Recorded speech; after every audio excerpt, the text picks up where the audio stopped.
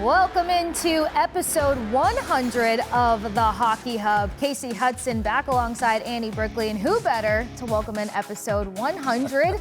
That feels like a lot of episodes, Brick. A lot of work that's been done, and you and the squad have held it down in a number of ways. But how was your weekend? How are you? Well, I'm getting excited about the hockey season. You know, we're only about 9 or 10 days away from opening night. I like what I've seen in terms of growth with this team during camp. But as far as how am I doing, I had a great weekend when you think about the sports that I was able to watch. The Red Sox clinching, we got playoff baseball, rivalry playoff baseball. And even though I didn't care for the result of the Ryder Cup, I thought it was a fabulous finish, a fabulous Sunday, a lot of theater. It was great. Yes, a lot of theater. I love how you put that. That's what we expect in the sports world, and you put it perfectly, closer to hockey season, and one way to get closer is to figure out the molding of the lineup. So what is going to be the identity of this Bruins team that we have talked so much about? And we get a victory on Saturday, 4-3 over the Flyers down in Philly. You were on the case, not to make you sound like an inspector, but you and Judd obviously with the play-by-play. What did you make of the 4-3 victory? Just kind of big picture, because we're getting closer to figuring out what this team could look like and how this team can produce. Well, at the beginning of the camp, my mantra was, you know, I don't care if they go 2-4 in their 6 games, because to me the results are secondary and nobody will remember what your record was in the preseason when the regular season starts. However, if they went 0-6, now you got my attention. You still have to play winning hockey.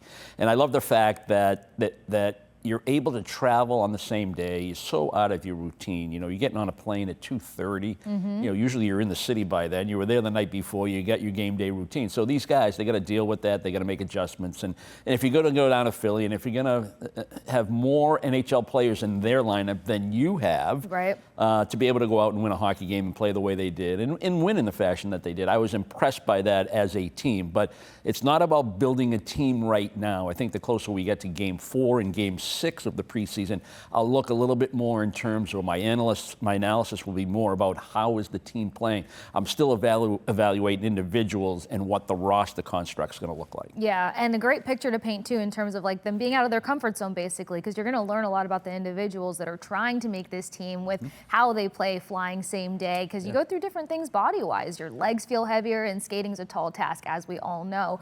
Talking about the players individually, when we look at the scores in this game, I'd say it's another game where the third line showed up, and overall I would encompass the theme of this win 4-3 to effort. Beecher opening up the score due to relentless effort. Bancroft, a lot of effort. What did you make of the guys that were able to put the puck behind the net? I was impressed. Let's start with a guy like John Beecher. It was a bit of a gift goal, but he's where he's supposed to be. He's playing all the way to the buzzer. You know, the Flyer player loses the puck behind the net. It squirts to him, and he has the good hands to, you know, and the awareness to make a play, and he has clock awareness. He knows he doesn't have time to walk the puck out front. He's got to get it on goal and try to jam it in or tuck it underneath him. So I was impressed by that. I was impressed by Beecher's game because I don't know what his future is in Boston. You know, with the players that they've brought in, with the NHL experience that they have, you know, Johnny brings some really tangible assets to the Bruins lineup when he's on top of his game. When he doesn't bring those assets into a game, he's just another guy, and he doesn't do enough. He's got great speed, he's got good size, he's good in the face-off circle, can be a quality penalty killer, and those things should keep him in the lineup, because the Bruins are going to need that third and fourth line. They're going to need those depth pieces. They're going to need, you know, role players to accept their roles and execute those roles if this is going to be the team we want them to be. So starting with him, I thought he was noticeable for all the right reasons. And I think he needed to have a game like that. And the job isn't over. He still has more time to impress this new head coach that I'm worthy of being, you know, inside the top 12 of this team. Yeah, absolutely. And his name has been swiveled around quite a bit to see like where fate may lie for him. I know it's probably an early question to ask you, but I mean, like, do you see more of an opportunity now that, you know, we're getting closer to the preseason coming to a close here, and his style of game that you just described? Like, does this fit the bill in your opinion? It does. And where is he going to fit? Because if you're thinking already, and not to get ahead of ourselves, but if you're thinking Corrali is your fourth line center and Kastelik's going to be on the right side, who's going to be on that left side? You know, is Asimon going to play higher up in the lineup, or is he a fourth line energy guy. Maybe Beecher's that fourth line left wing. A kid like Jeffrey Vial, I know people have him earmarked for Providence and an important player if he was in Providence, but he's stood out in camp. He had another strong game. Yep. So if you're going to get that kind of contribution and that kind of consistent play from a third and fourth line player, he deserves to play, he deserves to be in the lineup. So there's that good, healthy, intense competition, particularly lower in the lineup, and that's what Beecher's facing right now, and he's got to continue to play like he did in Philadelphia. I think it just continues to make the case of how important the third and fourth line will be. Marco Sturm even said he's not looking at them as just third and fourth liners. He needs the time and the effort that you get from your top six out of this bottom six. We're not going to refer to them as bottom six, though. Let's hear from Johnny Beecher here and his thoughts of his performance. Was that the easiest goal you ever scored? I don't know about the easiest. Had a couple just bank off me in the slot, but yeah, I mean, just a fortunate bounce for me, and glad to get one back of the net. John, I know you were disappointed in the last preseason game. Do you feel like you showed yourself a little bit better tonight? Yeah, got out of my head a little bit tonight. Just went out there and played hockey. I thought me, Carls, and Cassie, we were going pretty good, and we were just playing a simple game, and it seemed to work. So, much more pleased with the effort tonight. How much can you learn from a guy like Sean Corrali, who's similar size, similar game type, both speedy? What have you kind of learned from these guys? A ton. He's been in the league for as long as he has for a reason. He just seems to do everything right. If there's a puck battle that he's in, he's almost always coming out with it. And, he's a great leader, great teammate. Just kind of trying to soak up everything from him in camp and, just bounce questions off of him and, try and get as much out of him as I can. What can a game like this do for the confidence next week, throughout the rest of the camp and season? A ton. Obviously it wasn't a perfect game. There's still, a lot to improve and learn from there. But, at least this way, the last thing on my mind isn't the game down in New York. So, get a little bit of a better sleep tonight and, show up to the rink tomorrow ready to go. He mentioned something very key there in terms of learning from Sean Corrali, but I feel like training camp, that's what it's all about. It's about learning, and Dalton Bancroft has very much learned a lot. Notches 2 in this game versus the Flyers of the 4 goals that the Bruins picked up, and he was very excited about that. What have you made about him and his development? Because correct me if I'm wrong. This is why I love talking to you, Brick. But the trajectory of guys that play in juniors and do USHL and that path versus the guys that come out of college, sometimes there's more polishing off for the college guys and the systems that translate to the NHL. So seeing these guys, him being out of Cornell, it's a little bit of a tougher grind sometimes. And you saw just the elation of him being able to score for the Bruins and be a factor in that game Saturday. You use the word learn. Mm-hmm. I learned about him, because I didn't really see him play in any game action. You see him in practice and you look at his skill set. And a lot of guys look great in practice because they have tremendous skills. Right. But does it translate into game action? Does it translate in thinking the game? Are you in the right spots? Are you making the right reads? How's your timing? Is the effort there on the back check? How well do you play without the puck? Because when he has the puck and he's in a shooting area, the kid can shoot the puck. Mm-hmm. He showed us that, a couple of great shots. But he was in the right places, and they Marco Sturm and the coaching staff, they gave him an opportunity to play power play because that's part of his skill set. Maybe you can help us there because our power play wasn't great last year, but let's see what this kid can do, and you try to put him in an offensive situation, which I liked. So I learned about him, and I liked the way he thought the game. I know it's just one game in terms of me seeing him play, but I liked a lot of what I saw. It looked like he was in the right place. He was making the right reads in the defensive zone. He knew where to be in terms of how to defend, how to play my zone, when to sag back if the puck was on the strong side and you're on the weak side. All those things that you look at a young player, how are you playing without the puck? I thought he checked a lot of boxes, and I love the fact that he scored because, that's going to give him a tremendous amount of confidence, not that he was short of it going into the game. Absolutely. Was able to score on even strength as well as on the power play, as you mentioned, which is something that it's needed a little bit more of a tick. Let's hear from Bancroft right here on his 2-goal performance on Saturday. Yeah, obviously it feels good to let alone score 2 goals, but get into my first NHL game. I know it's camp and everything, but it was just kind of a surreal moment. Obviously being a age out in junior and then being old in college and coming in at 24, it's a pretty special moment, and just 2 goals to help cap it off. That first goal, little hand-eye coordination, you take the shot, it comes right back to you, and it was just instinct to just I think it again. There was definitely a little bit of luck involved in that one because the pass deflected, went off his helmet, and came right back to me. So, but I mean, those are the kind of chances you got to capitalize on, and luckily it went in the net. Has camp been what you thought it would be? Yeah, I mean, it's my first time through. I mean, I guess 2 summers ago was my first development camp, and then this is my kind of first process going through the rookie camp, and now here, and then Providence stuff. So it's been I've just kind of tried to be a sponge and learn from all the older guys and take in as much as I can, because everyone, you don't know if you're going to get to this point or not. So it's just been a really cool experience. I found this to be a really cool game to kind of evaluate where these players are going and where this team is going, especially because, call me if I'm wrong as always, the Flyers are kind of trying to retool and reestablish their hard-to-play-against identity. They needed a lot of work on their power play as well. So for a team that kind of had some similarities of where they needed to clean things up to be effective and competitive, so did the Bruins. What do you feel like you learned about this team from Saturday's win overall?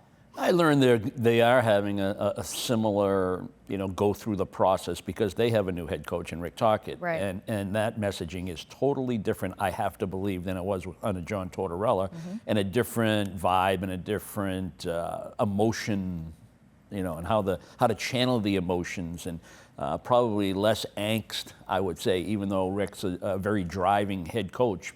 But it's different when you make a change from a guy like Tortorella and his personality to a guy like Tocchet, and I think that's what they're experiencing with.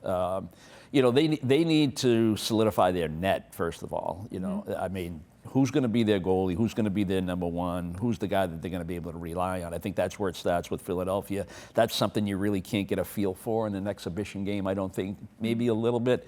But they have a lot of work to do. They have some talent. I was impressed with the 5 guys that they could roll out on their number 1 power play. I don't know if they have quality second power play, but they got some offensive guys down there that can hurt you, and they'll be a hard team. They'll be a hard team because Tocchett's a quality head coach, but they're going to have to go through a process too, and sometimes it's a step back before it's 2 steps forward. Absolutely. Well, process over everything. You got a chance to catch up one-on-one with Marco Sturm after Saturday's game. Let's take a listen to that.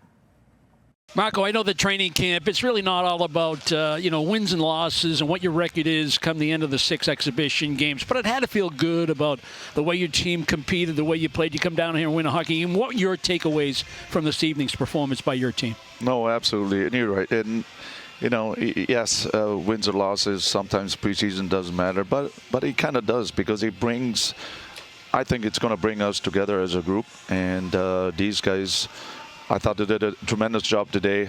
For 60 minutes, they played with structure. They battled really hard, and they got it done on the end. And I'm thinking about, what you talked about before camp started. You want competition for jobs, but you're still trying to build a team, and that fine line you got to walk. Some of that team building has to come from the young guys. What young guys stood out for you? Oh, there were a few guys today. I thought, I don't know. Just a guy like Bancroft, I thought, just the way he finished, that's, sometimes you can't even teach that. Right? But, no, there's I thought he was really good on the way he finished, obviously, with 2 goals. But there were some other guys, too, like, for example, Brunet, in the back end. I thought he was really solid today. Some other guys stepped up. So it was just a good 5-on-5 group effort. We didn't give up that much, I would say. Special teams, PK, we just got to work on a little bit more. And lastly, it was nice to see Hampus Lindholm back on the ice. It looked like his details were excellent for a guy that missed a lot of hockey last year. Your thoughts? Yeah, no, we just said it in the locker room too. It was nice to have him back. He was excited too. It's been a long stretch for him. So I think he didn't even miss a beep out there, so good for him. Thanks, Marco. Thank you. All right, Marco doesn't think that Hampus Lindholm missed a beat. What were your thoughts on Hampus Lindholm skating for the first time in quite some time, game speed, that is? Yeah, I use the word details, and what I mean by that is, how is he gapping up defensively? Was he giving up the blue line? Was he favoring his leg at all? Was there any tentativeness in his game? Was he physical at the right times? Did he make the right reads in the defensive zone because they're tweaking how they're playing back there, and his skating and his puck moving, to me, was the best. His patience with the puck, his reads, find the open man on the breakout, 1 pass and out. All those things I think really stood out. He's an NHL player. He's an NHL very good defenseman player. And when you see a guy like that on the back end, we missed it. The Bruins missed it so bad last year because he's right there with McAvoy as your top guys on the back end. Guys are going to play a ton of minutes. They're going to play in every situation. We're talking about improving the power play, improving the penalty killing. He's a big part of that. They're talking about improving their team defense in the defensive zone. He's a big part of that. Killing plays, denying plays in center ice. He's a big part of that. So it was great to see him out there, and you could really see just how much of an NHL, ready top defenseman he is. Yeah, and that kind of presence carries. I mean, I'd like to say that sometimes that helps settle down the guys in front of him a little bit more. Yeah. So. And his partner's going to benefit Yes. from having a player like that. Whoever they pair him with, I liked him with Jokiharju. I really like that pairing. I know that's Jokiharju and Zadorov have been together, and they may lean that way, but I liked what I saw by those two players. I think it made Jokiharju a better, more effective puck mover because that's one of his strengths. That's exactly what I was going to ask. If you saw a difference between Jokiharju playing with Zadorov versus Hampus Lindholm. Yeah. Fantastic. Well, this all helps us start to see where the shape can go. Like you said, exhibition games, we're learning things, but so are they on the same sense. You and I have talked a little bit about this off camera, but wanted to know, are you seeing some of the changes of where you think this system might be going or some of the differences? We saw different drills in training camp when things got going, almost 2 weeks ago now.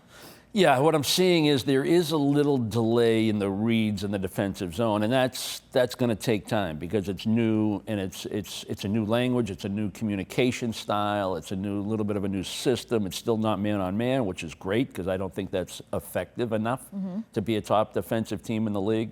Might work for some teams. I don't think it'll work as well for the Bruins. I think they need to be that hybrid.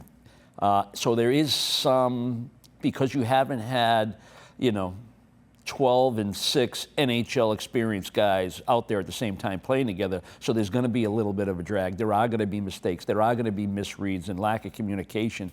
And when you have that, then you get running around, and teams can play a 5-man offensive zone, cycle, and it's hard to get out of that. It's hard to get the puck back.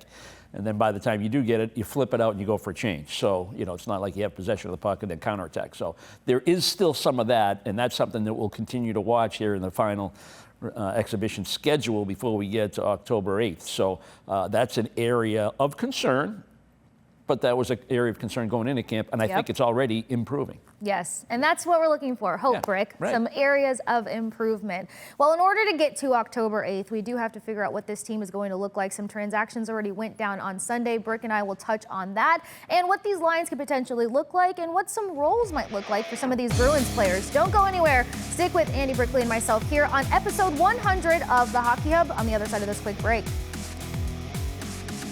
Welcome back into episode 100 of the Hockey Hub. Kasey Hudson, Andy Brickley. As promised, there were some transactions made on Sunday, 10 players getting sent down, but we know that that's the expectation of training camp as we get closer to seeing what the opening lines can look like come October 8th. Brick, we're not going to get too far into the guys that got sent down because it's kind of obvious. The younger dudes that are going to continue to curate their game and their craft down in Providence, and what a great head coach for them to just continue to work on their skill set there. But what we do need to investigate a little bit. Now that we're seeing Group A lines shape up a certain way at training camp, we're getting all the alarm bells that are saying, oh, is this the opening night roster? We're so close. This is what it has to look like. Friday took a bit of a drastic change from Sunday's lineup. So just to read it out loud for anyone who hasn't had a chance to keep up with all of this. On Friday, top line looked like Geeky, Lindholm, Pasta. Second line, Blumel, Zacha, Arvidsson. Third line, Janot, Middlestat, Patra. Fourth line, AC Montcorrali, Kastelik. And then the fourth line, where the, operating in, you have Husnudinov, Mitten, and Duran. Sunday, we take a little bit of a pivot. Top line stays the same. Zacha bumps out to wing. Middlestat goes back to the second line, centering with Arvidsson, Blumel, Mitten, Patra. Third line, Janot, Corrali, Kastelik on that fourth, and then Husnudinov feature and AC Mont. That's a mouthful as we all digest that. But Brick, as you take a look at this, Are you getting any kind of spidey sense as to what feels right, what feels like a direction and a trajectory for this team? Yeah, and it's a blend of the two different lineups that are up there right now. and I don't think either one of those lineups will be the starting lineup come October 8th. So the things that jump out at you, the Sunday lineup with Asim not inside the top 12, that's not going to be the case. Right. So he's going to be in there. But Poitras in a spot there to, show what he can do and compete for a job and say, hey, I'm an NHL guy. I deserve it to be inside the top 12. So I like that when you talk about the Sunday lineup. The other thing I like about the Sunday lineup is you got Mittelstadt in the top 6 playing center. I think he has to play with offensively talented guys that have proven resumes that they can score goals in this league if he's going to be the player you expect him to be and why you traded for him. I don't view him as a third-line center unless you had offensive guys on your third line. I know, as you know, he's a good player. He's an NHL guy, and it doesn't matter who else is on the right side, but they're outside the top 6 for a reason. And we keep talking about the third and fourth lines. They have to play a certain way. They have to play with energy. They have to play fast. They have to play physical. They have to play high-percentage hockey, whereas you give a little bit more rope to the top 6 to be creative, the Pasternaks of the world. So that's where I want Mittelstadt if he's going to really be the player I want him to be, not as a third-line center and certainly not as a wing. So that means if I'm going to have Zach in my top 6, which I'm going to have, I like him as a center. Yeah. But I like him more as a wing inside the top 6. Okay, so let's do this dance for just a second here. This is why I love the honor of talking with Andy Brickley, that is. I was shocked to see Mittelstadt kind of being bumped around at that third line. And of course, projections. Cover your ears, Judd, if you're listening, because yes, I use the projections that you hate sometimes. But it didn't make sense, seeing as how we keep saying we need to see more out of Mittelstadt. I found a very interesting article that basically argued that the inconsistency that has now been labeled with Kasey Mittelstadt isn't entirely on him. He kind of had a rotating door of wingers, and for somebody who's keen on having these passing abilities, the ability to find, create in open lanes, keep his opposition on their toes, you can't do that if nobody else can match tempo with you. So are you agreeing to the fact that, like, yes, in order for him to be his best self, centering on that second line makes the most sense? Yeah, I think he's at that point in his career now, age-wise and experience-wise, where it's on him. It's on him and his core strength, both mentally, emotionally, physically, to drive the bus, to drive the line, to drive the offense, no matter who he's playing with. And don't let any of the other variables or factors affect your ability to play the game. You will find where you're supposed to be in the lineup. The coaching staff will find where you best fit in order to help this team win hockey games. So eliminate that stuff, focus on the way you play the game, and I think he's at that maturity level where he has a real firm handle on, this is about me, not about who's on my left side or my right side, or if I'm on the second line or third line. I think he can help your power play. I think that's a great situation for him 5-on-4, his ability to make plays in small areas of the ice. He's very creative, he sees the game, he knows how to set up, and he has to think shot when he gets into the shooting areas.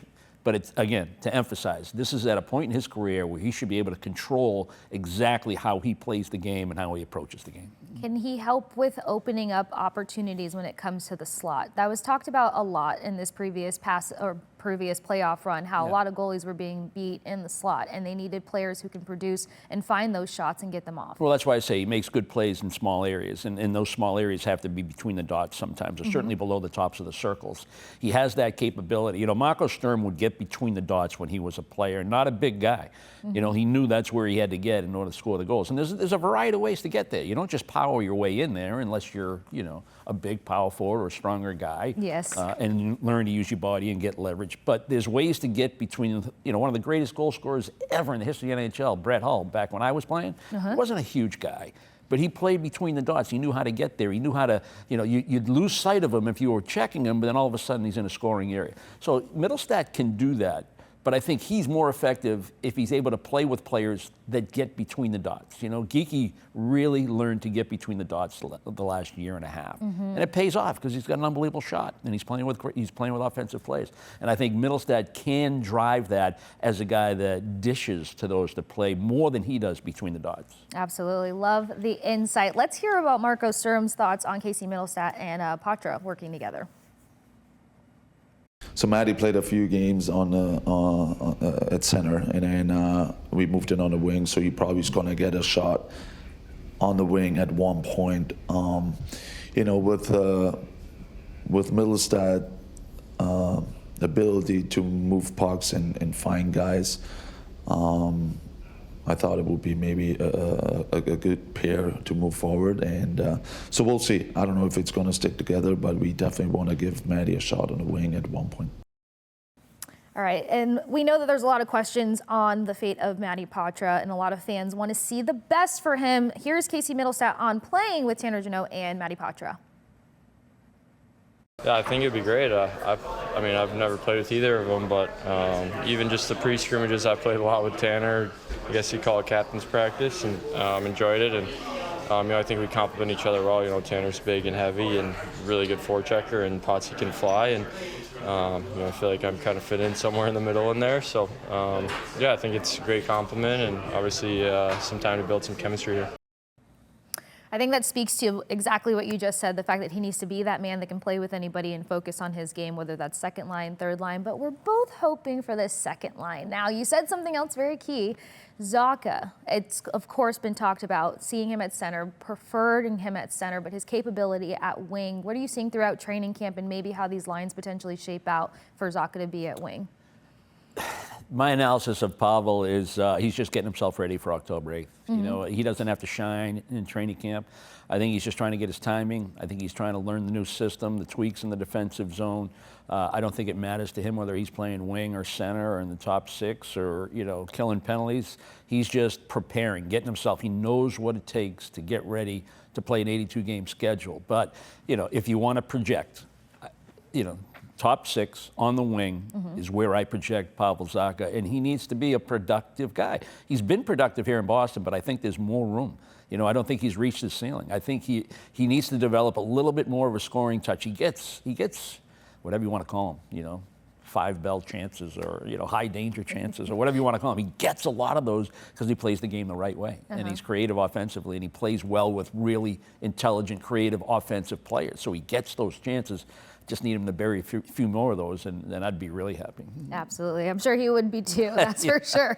I couldn't imagine the stress of a player knowing your capability and just waiting for it all to click. And he doesn't cheat, He doesn't cheat on the offensive end, which is why I like him. You can play him with a highly offensive, talented, risk taker in the offensive end because he will be there defensively responsible as a winger. Yeah, full effort across the board, and he fits the bill of the 200-foot game. I found this third line projection interesting. Blumel, Mitten, Patra.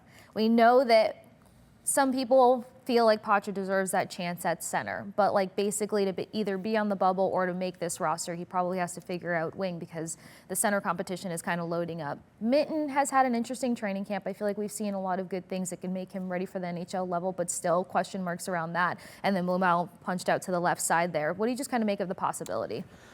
Yeah, we, one of our themes in Game 3 of the preseason, the game in Philly, that was one of our themes. The strength down the middle. Who are the top 4 centermen for this Bruins team as we take a look at training camp? And you got to figure your 1C is Lindholm, your 2C for me is Mittelstadt. Who's your third and fourth line center? I think the fourth line center is probably going to be Sean Corrali. He's a leader. They acquired him for a reason, to help reestablish that leadership group and that culture in the locker room. He's one of those guys, so I expect him to be that fourth center. So the third center, you could say Mitten and Patra are competing with each other for potentially being third line centers. There's nothing wrong with either or both of them starting the year in Providence, as long as they take that the right way and go down and get the work done in order to come back at some point and then not go back again to Providence. Now you're more ready than you were perhaps in training camp because they can slide some other people in the middle. We have, we started the show talking about John Beecher. He could be maybe Corrali slides up to the third line, Beecher's your fourth line. Boy. So you have options. Castellet can play center. They have options. Who's Nadinov? What's his story?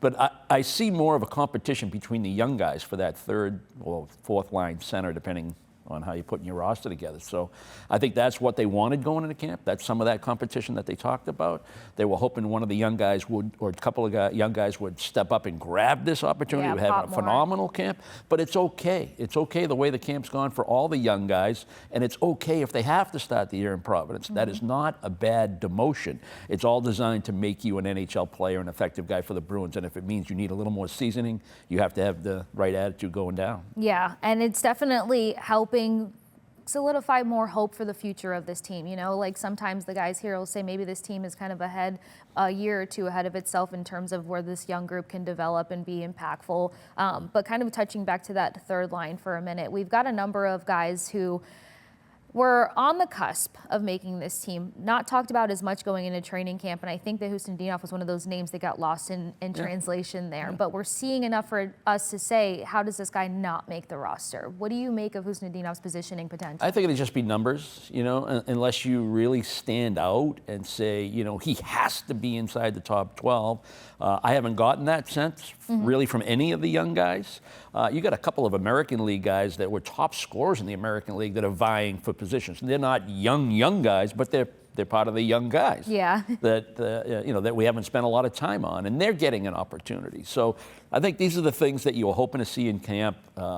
You know, I don't think anybody would want to see the Bruins win in 9-2 or, you know, 10-1 and say, wow, look at this offensive juggernaut, because then it gets really misleading. You know, what you want to see is these young guys competing, growing, understanding, accepting, and trying to play the way the Bruins want them to play. That's what you want to see, and that's why you have all the scouts here. That's why you have, you know, the Providence coaching staff. Everybody's on the plane. Everybody's making the trip. The evaluations continue, you know, and everybody's trying to get the best out of this group of players as this competition continues right up until opening night. And I think that's what we're witnessing. But I think the Bruins have a pretty good idea, just based on NHL resumes and the players that they acquired, that those openings for these young guys or these American League hockey players that had great years, that's where the opportunity is, and that window is getting really, really snug. Yeah, and Marco Sturm said it. The lines are going to look probably entirely different come opening night, so we can play this game all day long and still be very far off base. A consistent in the mix of all of this is Tanner Jeannot, probably being somewhere on that third line there. What have you made of him getting acclimated with this team and like the leadership role and voice that he could have? I get the impression, and I don't know Tanner very well. I'm one of the guys that are getting to know him, getting to know his game a little bit.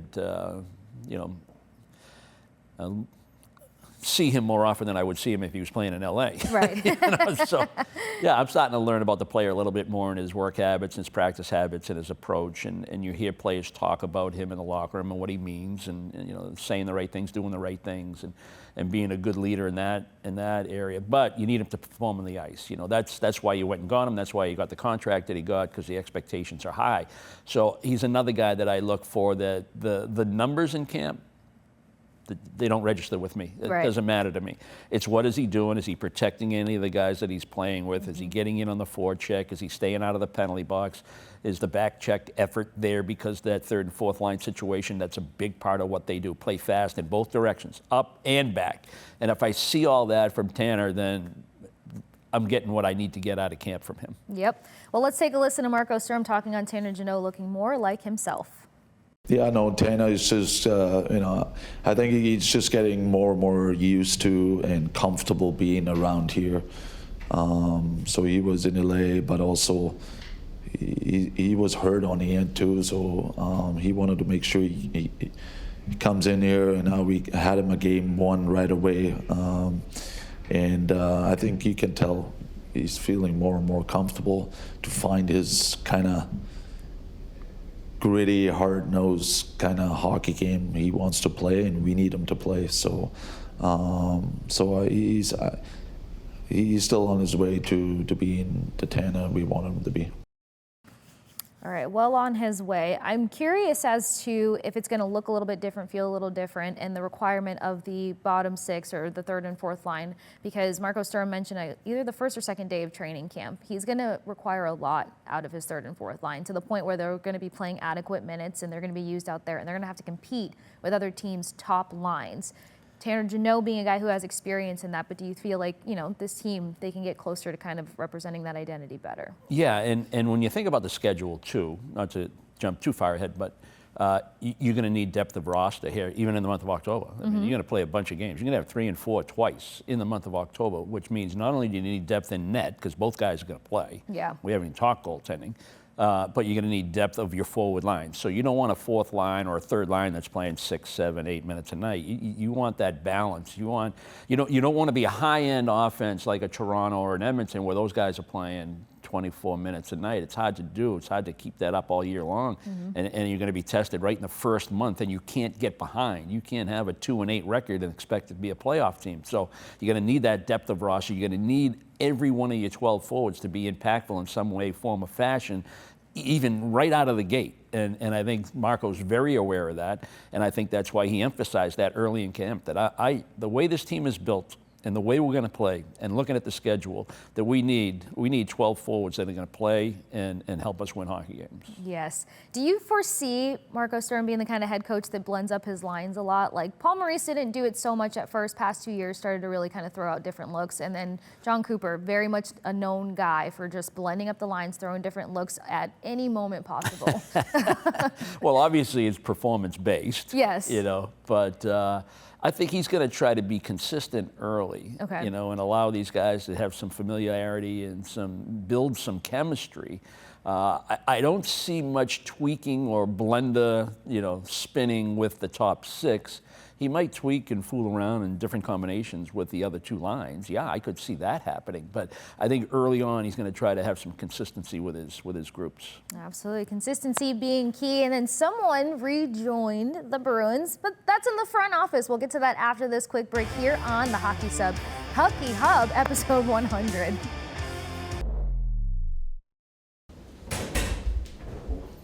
Is that big Z?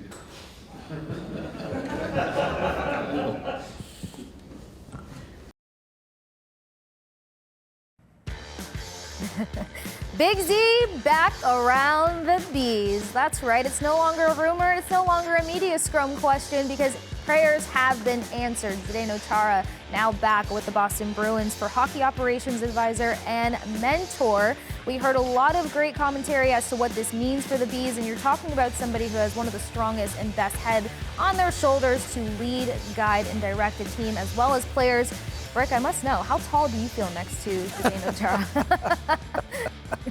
Yeah, he's a massive human being and tremendously fit, obviously, and what he's been able to accomplish, not only in his career, but what he's done afterwards with the marathon and the training. Yes. And it just speaks to the man himself, the character, how much control he has mentally over what he does in life. And I think it's really impressive. I don't know how many teams in the league have a position like this within their organization. It's new to me, and I love the hire. I love the fact that he's back with the organization and he's in an impactful position, a significant position, and one that I think he'll be very, very good at. I don't know what he wants to do in the future. Maybe he wants to do something within the Bruins organization that's a little bit more succinct, but to have him in the organization, he has so much respect from everybody that meets him. And even the young guys that are new to this organization that don't know him, they will know him very quickly, and they will have tremendous respect and admiration for him. Yeah, everyone knows and is fully aware that I'm new to the Boston area, but even covering this sport for the last 6-7 years, you hear about certain names, you know about certain presence, and Zdeno Chara is one of them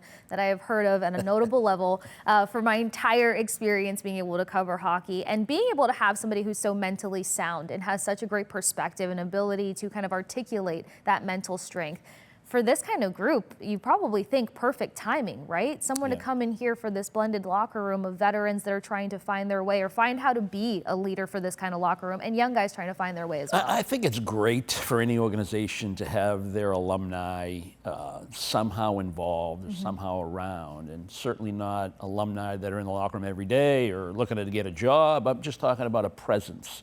That connection to the past, the players that came before you, that set the path. And I think because, certainly my generation has been so far removed, now you have Zdeno who's recently removed. There's more awareness of who he is and what he stands for and what he means and what he meant to this organization, the success, the Stanley Cup, the Norris trophies, the captaincy, the leadership, what this is all about, what it means to be a Bruin. Every player matters. That was always his message. And to have him around and have access to him and pick his brain and talk about his life's experience and how it helped him be the player that can only benefit the players. And I think it's a tremendous move, and I'm thrilled that the Bruins went in that direction and that he wants to be a big part of it. Absolutely. Every man matters. Absolutely love that. He used to walk by me on the plane and say, You're still reading that same book?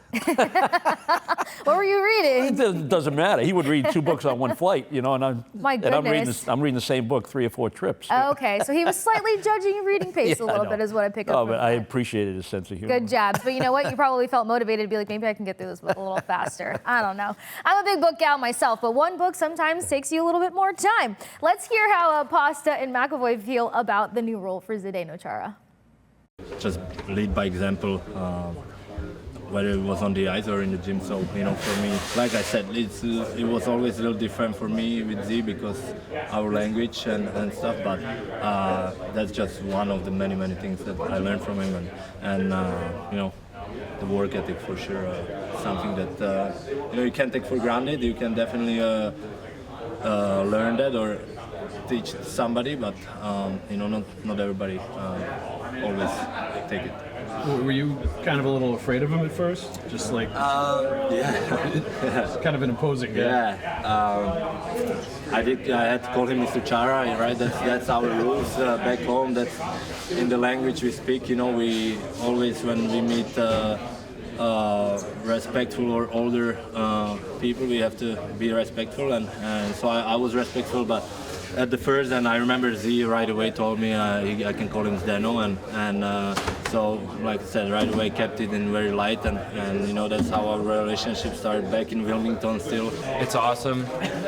I think there's so many alumni here, you know, that you can see what it means to them to have been a Bruin, you know, to be a Bruin, and a lot of guys that come back in that full circle, right? So I've already seen Quater do it and be around, and then Z starting a little last year, and then now to be in a full capacity.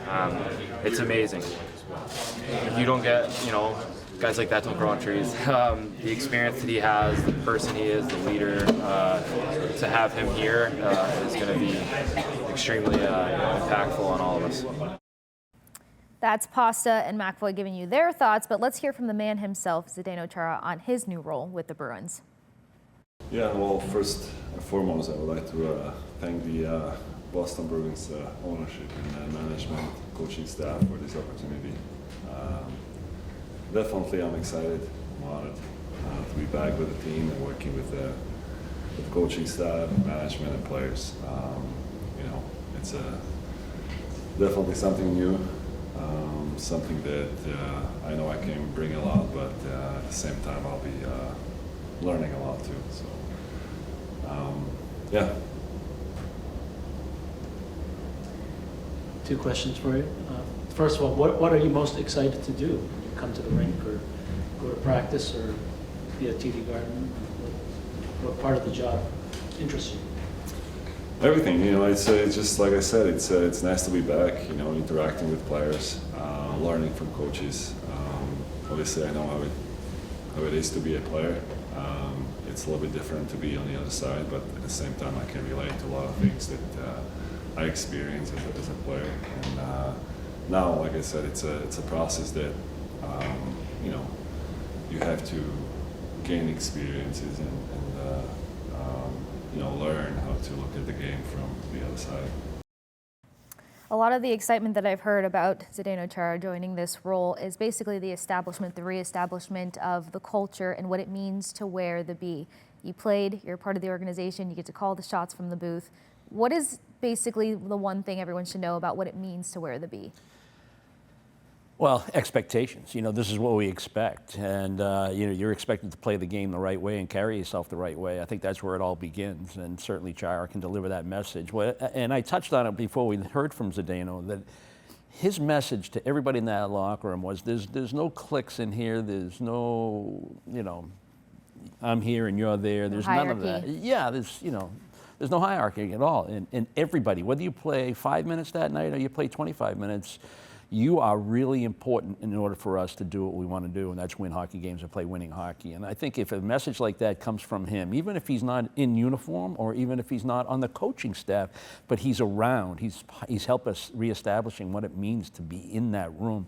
That room was the envy of the league for the entire time Zdeno was the captain of the Boston Bruins. And I don't know if you can get to that level right away, but he's going to help create this leadership group and then that culture in that room that it has to be at a certain level if the Bruins are going to be one of the elite teams in the league. Absolutely. Get back to recultivating that culture and that respect, and I feel like they're well on their way. On the other side of this final break, it's time to tap into what to expect tonight as the Bruins have their second tilt with the Flyers, but at TD Garden. As y'all know, Brick's on the call, so don't go anywhere. Join us on the other side of this quick break here on the Hockey Hub. Alrighty, welcome back into the Hockey Hub. If you're checking out your screens right here, here's the remaining preseason schedule. As I mentioned, second tilt with the Flyers goes down tonight at 7 p.m. Eastern Time on NESN. Thursday versus the Washington Capitals yet again, 7 p.m. on NESN. And then closing out the preseason versus the Rangers on Saturday, 2 p.m. That weird little flex time we all love and hate so much here on NESN. So preseason's getting ready to come to a close, but let's lock in on what to expect tonight. When you get a second taste of a team, and this is all about adjustments, that's what training camp is all about. How well can you adjust and how well can you bridge off of what you did so well previously? Saturday to Monday, 48 hours. What do you want to see out of this team tonight? Similar type effort, continued growth in terms of how they want to play. One of the things I'll look for tonight is their transition game. You know, I've been focusing on the defensive zone and the adjustments that they're making there and grasping how to defend in their own end and make sure the goalies know where the shots are coming from, because that helps your goaltending if everybody's on the right page in the defensive zone. But that transition game, you know, when you do create that turnover, when you do defend, how do you get into your offensive set? Pace of play. They want to play fast and they want to be able to counterattack. Are they denying plays in center ice to create those turnovers, and then are they getting right back into the offensive zone? That's part of the X's and O's kind of stuff that I look for tonight. I think games 4 and game 6 of the 6-game preseason are the big games for me. Yes. I want to see a certain roster on those 2 games when I start thinking about what that October 8th lineup's going to look like and how this team's going to play. So I expect to see a lot of guys in those 2 games, starting tonight and then the last game against the Rangers on Saturday, almost like this is 90% of what we're going to look like on October 8th. Those are the things that get me excited. All right, well, let's add to the excitement because we did get the roster release for tonight's matchup, and it's looking pretty good in terms of those lines that we talked about beforehand. Arvidsson, Blumel, Geekie, Zdeno, Chara, Lindholm, Elias, that is, Lashmelis, Minton, Middlestat, Pasternak, Patra, Steves, and Zaka. What do you make of that forward group in terms of you kind of seeing that game 4, that game 6 mold out? Yeah, I'm looking for offensive puck possession, offensive 5-man rotations in the offensive zone. I'm looking for a better power play. I like some of the entries I saw in the game down in Philadelphia, but I need more production from the man advantage, more threats, more high danger chances, but more puck, more playing with the puck, and less focusing on how we play when we don't. That's what I'm looking for tonight. And I think we have an opportunity to do that with this forward group. As for the goaltenders, I already asked you what it's like to have a guy go through the transaction down to the farm team, but potentially be a part of the lineup. Luke Kavalin, DiPietro, and Swayman. If we see Swayman between the pipes, what's the expectation in preseason game 4 home ice? Yeah, it's like that commercial. No goals. No goals. I love that commercial. That's what I'm looking for from Sway. No goals. No goals. No, I'm looking for that ultra confident, on top of my game, on top of my positioning, confident feeling in net, no easy goals, no layups, almost like a leader in the net, but just total focus on his own game, how he's going to play, communication with his D, control his rebounds, all the stuff that I want to see from Swayman all the time, but it's that confidence level that was missing last year too often. There were nights when he was ultra confident like he always is, but there were nights where he wasn't, and I don't want to see that in his game this year. Yes, and you've already said it. Players can't rely on what's going on around them in order to show up as their best self, but something that tends to help sometimes is the defensive pairings that are in front of you. You talked about gap coverage earlier, so this is what we're looking at when it comes to the defenseman. Brune, which Marco Sturm talked about how he's liked how he's played. He had a good game against Philly. And he's been developing, something he can bring into this matchup. Lindholm will see him yet again, McAvoy, Peaky, Sweezy, and Zadorov. So that's the defensive group that'll be in front of Swayman, DiPietro, and Kavalin. This sounds good to you for the defensive evaluation? Yeah. You know what you got, I think, in Lindholm and McAvoy. And we have high expectations for those guys. They have them from themselves. The organization has it. And I believe that they will reach those expectations this year. All right, what's the next 4 look like? What is Mason Lohrei going to be? We know he has good puck skills. We know he has good offensive instincts to his game. but there's so much more to that position that he needs to get better at to be one of your top 4 defensemen that's going to play serious minutes. Yeah. And I want to see more from him. You know, I haven't done a deep dive in his game during camp, but he hasn't stood out to me in like, look at me, look at the improvement. The jump. Yeah, that's what I'm looking for, the jump. That's a good way to describe it. You know, I didn't know if they were going to sign Yoki Haru during the summer or they were going to go outside the organization, maybe go into the free agent market, but they decided that they thought, you know, that he was worth bringing back and gave him a significant contract. And I think that he's a better player than I've given him credit for. And I said earlier in the show, I liked him with Lindholm. I liked him with a puck mover because I think that's more of his strength. Zadorov, he has all the skills that you love in a player. You know, he's big, he can skate, he's tough, he's mean. You know, he can defend, he can get the puck out of his own zone. You know, I just need it all the time. Yes. I need it all the time. And I think if the Bruins can get that out of him, Marco Sturm and staff can get that out of him on a regular game-by-game basis, it doesn't matter who he pairs with, whether it's Peak or Yoki Haru, it doesn't matter to me. So, but I'm looking for that second pairing to be incredibly reliable and something that if you have to shorten and go to 4D, that I say, I love those 4, play them as much as you want. Yes. But again, schedule, you're going to need all 12 forwards, you're going to need all 6D, 7D some nights, you know, because guys are going to come in and out. So like a Brunet or a Harris or whoever, you know, the depth pieces are on the back end. Yeah, we'll be watching those in games 4, 5, and 6 of the preseason, but I think they're pretty set on who the top 6 are. Absolutely. And before we wrap up episode 100, is there a player that's just jumped off the board to you out of the entire group, or a surprise? Has there been a nice surprise for you yet? You know, like I mentioned earlier, this Jeffrey Vial guy has really impressed me. You know, like I can do a job here. I'm an NHL quality player, and if you need me to do the job, I'm available. And I like that. I like that in a player. But I think we still have 3 more games to have somebody surprise me before opening night. Okay. And have you ever had a walk-off goal in your career? A walk-off goal? A walk-off goal. Sure. Now that we're talking about the blending of sports from the weekend, playoffs clinched, we saw Zadorov have his walk-off goal moment. I thought it was a fly thing, honestly. I would try it if I was a hockey player. But as you guys know, I am not. That's Andy Brickley's job to evaluate all things with the X's and O's. Thank you so much, as usual, for joining me here. And like I said, guys, episode 100, what else can you ask for?